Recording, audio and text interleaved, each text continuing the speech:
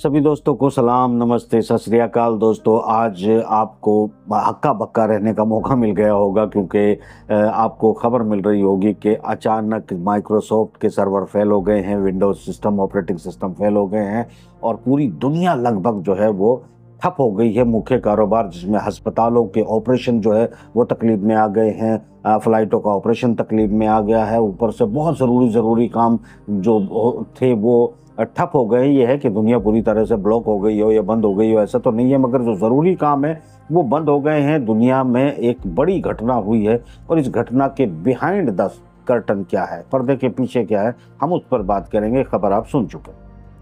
पर्दे के पीछे की कहानी ये है कि आपको मैं पहले गाज़ा लेके चलता हूँ और गाज़ा से वापस लाता हूँ आपके इंटरनेट पे, और फिर भारत के इंटरनेट के ज़रिए भारत के लोगों को, नागरिकों को लूटते लोग और डकैती डालते लोग और आयश करते अरबों करोड़ों रुपए जो है उगाही कर रहे हैं रोज़ाना, और वो यही इसी देश में बैठे हैं। सरकार उनकी पूंछ भी नहीं पाड़ रही है और उनके बस की भी नहीं है। इस पर हम ज़रूरी है क्योंकि ये आपके घर से जुड़ा हुआ मसला है, इसे ध्यान रखिएगा। तो पहले माइक्रोसॉफ्ट जैसी जो जो क्यों ज़रूरी चीज़ें बंद हो गई हैं। देखिए, आपने देखा होगा बिल गेट्स साहब जो है दुनिया के किसी भी प्रधानमंत्री, किसी भी राष्ट्रपति से जाते हैं, सीधे मिलते हैं, मुलाकात करते हैं और फिर वो उनके साथ में कुछ टाई अप करते हैं। यानी कि जो आपके ज़रूरी काम है वो हमारी कंपनी के साथ आप अटैच करें, हम आपको ये सुविधा देंगे, वो सुविधा देंगे, आपका सब कुछ मैनेज हम कर लेंगे, सारी चीज़ें हम कर देंगे। ये पूरी दुनिया में जाल फैलाते हैं और इस इन्फ्लुएंस को बनाए रखने के लिए अमेरिका की ताकतवर हुकूमत के दबाव का इस्तेमाल करते हैं। अमेरिका की फौजों का हथियार लोबी का इस्तेमाल किया जाता है और दुनिया में जो आर्थिक व्यवस्था को चलाने वाली बड़ी बड़ी कंपनी है, मल्टीनेशनल्स, उनके इन्फ्लुएंस का इस्तेमाल किया जाता है और आखिरकार इंटरनेट के जाल में दुनिया को फंसा लिया जाता है। जो फंसी हुई आप नज़र आ रही है, कहीं आपको दिख रहा होगा फ्लाइट लैंडिंग नहीं हो पा रही है, कहीं पर टेक ऑफ नहीं हो पा रही है, कहीं पर ट्रैफिक सिग्नल्स में दिक्कत आ रही है।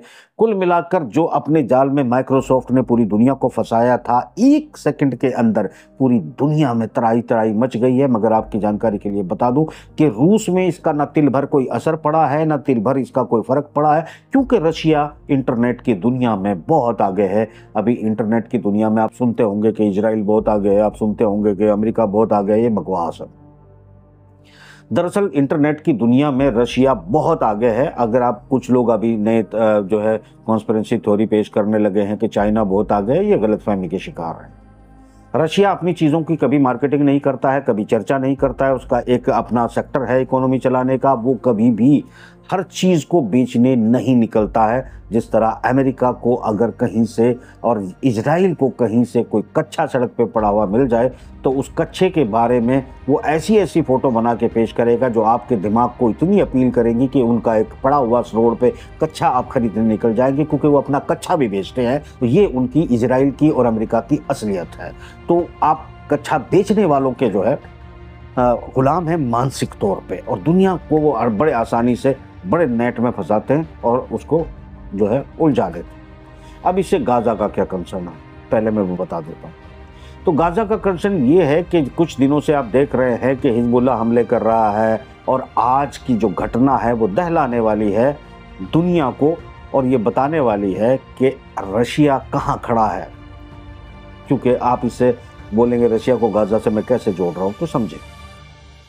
तेल अवीव में अमेरिका के जो एम्बेसी है उसके 100 मीटर के दायरे में एक ड्रोन जो हूतीज ने चलाया, जो हज़ारों किलोमीटर दूर बैठे हैं, उन्होंने एक ड्रोन छोड़ा और वो ड्रोन गया बाकायदा, ये आप उसका वीडियो देखें, और ड्रोन जा रहा है, आराम से जाता है, एम्बेसी के पास जाके फट जाता है और यहाँ एक आदमी की मौत हो जाती है, 7 घायल होते हैं। ये कैसे हुआ? ये भी इंटरनेट का खेल था। ये इंटरनेट का खेल माफ करना, एक एक एक प्राइवेट संगठन है जिसे किलनेट कहते हैं। जब 7 अक्टूबर को पहला हमला हुआ था इजराइल में, जब उनको कोई सूचना नहीं मिली थी, तो किलनेट ने एक बड़ा सहयोग किया था कि इनके तमाम सूचना तंत्र को हैक कर लिया था। ये बात पर्दे के पार कभी नहीं आ पाएगी, क्योंकि हम तो बिहाइंड द कर्टन यानी पर्दे के पीछे की ही बात करते हैं। पर्दे के पीछे की बात यह है कि आज पूरी तरह से किलनेट जो है वो इजराइल के नेटवर्क को कहीं से भी ऑपरेट करता है, कहीं पर हैक कर देता है, कहीं जाम कर देता है। पूरा इजराइल किलनेट के ट्रैक में है, उनका बच्चा बच्चा, उनका घर घर, और ये सूचनाएं पास कर रहे हैं किसको?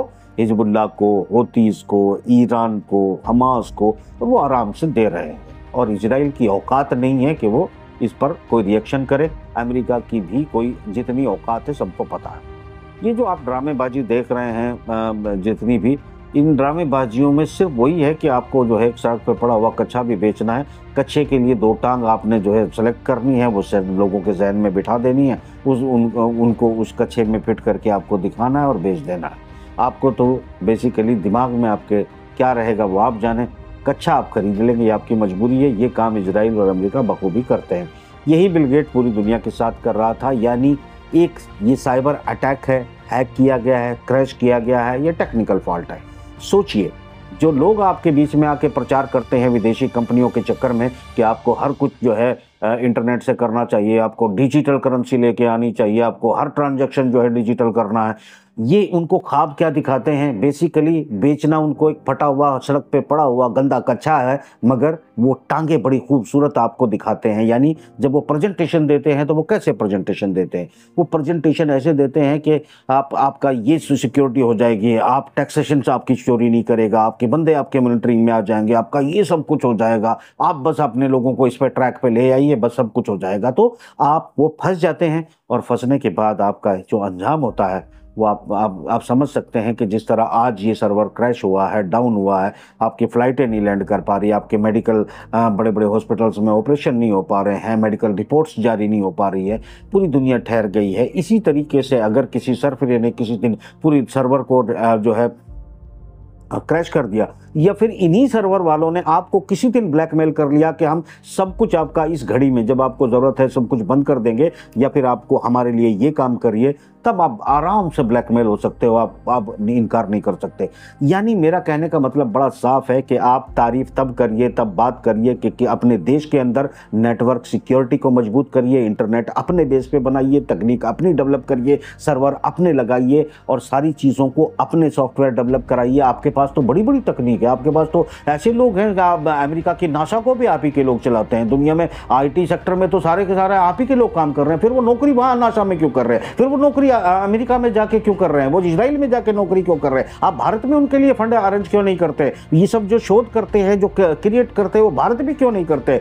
आपके नोएडा में, आपकी दादरी में, आपके गुड़गांव में, आपके गांव-गांव में बैठे हुए चोर लाखों करोड़ रुपए गरीबों के लूट रहे हैं, उनके अकाउंट हैक किए जा रहे हैं। आप लिंक नहीं रोकने की क्षमता रखते, मगर तारीफ करते हैं कि डिजिटल में आपको करेंसी जो है लेन देन करना है। चूंकि आपको बताया गया है, वो फटे हुए कच्छे में 2 टांगे दिखा के आपको ये बताया गया है कि आप देखिए कि आप जो है टैक्स आपका बंदा चोरी नहीं करेगा। अरे आप सिर्फ टैक्स बचाने के लिए इस देश को लुटवा रहे हैं, इस देश के नागरिकों को लुटवा रहे हैं। आपको ये तमीज नहीं है कि मतलब जो है क्या आपको करना चाहिए? आपको होश होनी चाहिए कि आप उनके बहकावे में आके काम कर रहे हैं। आप सोचिएगा कि आपकी क्या क्या क्या क्या दशा हो गई है, पूरी दुनिया में उन्होंने क्या तहलका मचा दिया है। ये स्थिति आ रही है, तो कुल मिला के जिम्मेदारी से काम लीजिए। देश के नागरिकों को और देश के स्टूडेंट्स को, देश के टैलेंट को देश में काम करने का मौका दीजिए। ये जो विदेशी कंपनियों के साथ आप टाई अप करते हैं और विदेशी कंपनियों को ही सारी कमान सौंप देते हैं, ये देश के लिए बड़ा खतरा होता है। मेरा कहना सिर्फ इतना सा है कि जो इस वक्त इंटरनेट का तमाशा आपने देखा है, इजराइल की स्थिति में आपको बता चुका हूँ। यानी किलनेट, माफ़ करना इसमें वो भी जोड़ देता हूँ कि आपको गलतफहमी होगी कि ये जो कुछ युद्ध चल रहा है वो हमास, हिजबुल्लाह या इसके बीच में चल रहा है। मेरा मानना है कि रशिया ने एक पूरे वर्ल्ड को यहाँ तोते को उलझा रखा है, और वो जब तक चाहेगा उलझाए रखेगा। इसमें कोई शक नहीं कि बेगुनाहों की लाखों लोगों की जानें जा रही हैं और जाएंगी। इसमें कोई शक नहीं है कि आने वाली दुनिया में एक बदलाव ज़रूरी है। अगले किसी एपिसोड में बताऊंगा कि आखिरकार मुस्लिम जगत भी क्यों नहीं चाहता कि फ़लस्तीनी वहाँ रहें और इजराइल बल्कि वहीं रहे, क्यों नहीं चाहता। इसके पीछे बड़ी एक मामला है, इस पर फिर कभी बताऊंगा। पाकिस्तान अपने लोगों को ही क्यों बर्बाद कर रहा है, पाकिस्तान की फ़ौजें अपने ही लोगों को कंगाल करने पर क्यों उतारू हैं, क्यों वहाँ के चीफ जस्टिस एक निहायत बेईमान आदमी को वो रखना चाहते हैं, जो ज़िंदगी में कभी सच नहीं बोलता, कोई सही फैसला नहीं देता, अपने लोगों के लिए कोई काम नहीं करता, बल्कि किसके लिए काम करता है उनकी जनता शायद जानती हो मगर बोल नहीं सकती, क्योंकि बोलेगी तो फौज उन्हें उठा के। एक ऐसा मतलब मुस्लिम जगत में जो कुछ फैला है और वो जिस दिशा में जाना चाहते हैं, आप सोच कर भी आपके जो है होश उड़ जाएंगे। ज़रूर अगले प्रोग्राम में बात करेंगे। इस प्रोग्राम में इतना ही, इजाज़त दीजिए। खुदा हाफ़िज़।